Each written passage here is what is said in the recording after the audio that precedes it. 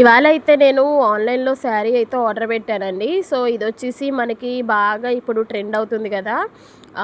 లయ గారు వేర్ చేసిన శారీ అనమాట. సో, లయ కట్టిన శారీ అని చెప్పి అందరూ తెగ పిచ్చోళ్ళలా కొనేసుకుంటూ ఉన్నాము. సో, ఈ శారీ వచ్చాక అయితే నాకొక విషయం అయితే బాగా అర్థమైంది. సో, 950 రూపీస్‌కి 600 రూపీస్‌లో లయ శారీ ఎందుకు కడుతుంది జెప్పండి? వాళ్ళు ఫుల్ రిచ్ కదా!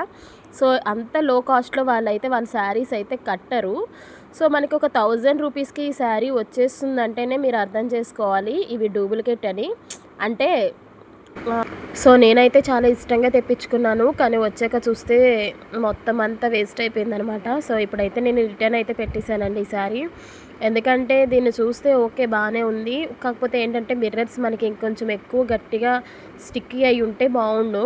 బట్ ఇవేంటంటే ఉట్టిగానే రాలిపోతున్నాయి. పైగా మిర్రర్స్ వచ్చేసి ఒక వేలల్లో పైనే ఉన్నాయి శారీ మీద. సో, బ్లౌజ్ మీద అయితే చాలా ఎక్కువున్నాయండి మిర్రర్స్. స్టిచ్చింగ్ చేసేటప్పుడే సగం ఊడిపోతాయి అవి.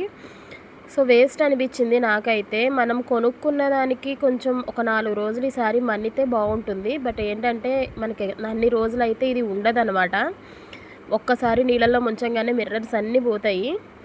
సో, అందుకని నాకు వేస్ట్ అనిపిచ్చి నేనైతే రిటర్న్ పెట్టాను. సో, మీకిది ఒకవేళ ఈ శారీ మీకిలాంటి శారీ తీసుకోవాలి, మిర్రర్స్ ఊడిపోయినా పర్వాలేదు, ఒక 2, 3 టైమ్స్ కట్టేసి వదిలేస్తాం అనుకునే వాళ్ళైతే కొనుక్కోవచ్చు.